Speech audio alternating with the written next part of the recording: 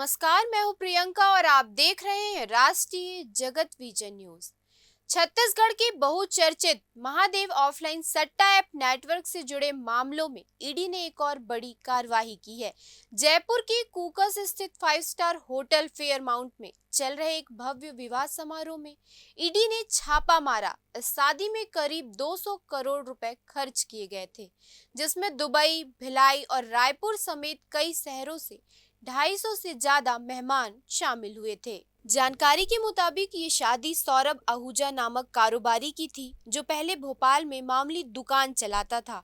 इसके बाद सौरभ नौकरी के लिए दुबई चला गया, लेकिन महादेव सट्टा नेटवर्क से जुड़ने के बाद उसने दुबई में कारोबार शुरू किया और देखते ही देखते करोड़ों का कारोबार खड़ा कर लिया।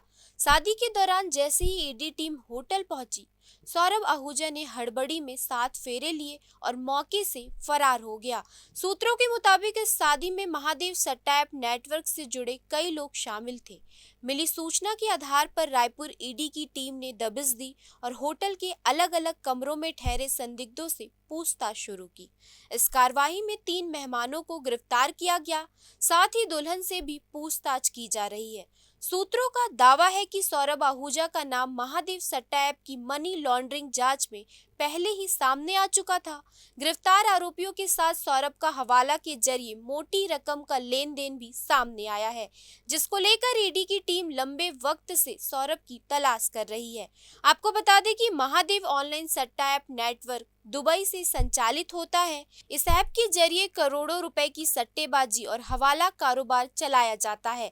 देश भर में इसके खिलाफ ईडी कई चरणों में कार्रवाई कर चुकी है। अब इस शाही शादी में छापेमारी से एक बार फिर सट्टा नेटवर्क की काली दुनिया उजागर हुई है। ईडी अधिकारियों के मुताबिक इस कार्रवाई के बाद अब सौरभ आहूजा की तलाश तेज कर दी गई है। उसके नेटवर्क से जुड़े अन्य लोगों को भी जल्द हिरासत में लिया जा सकता है।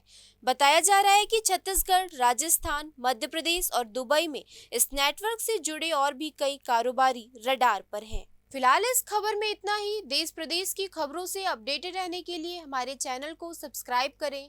नए खबरों की नोटिफिकेशन के लिए बेल आइकॉन जरूर दबाएं। नमस्कार।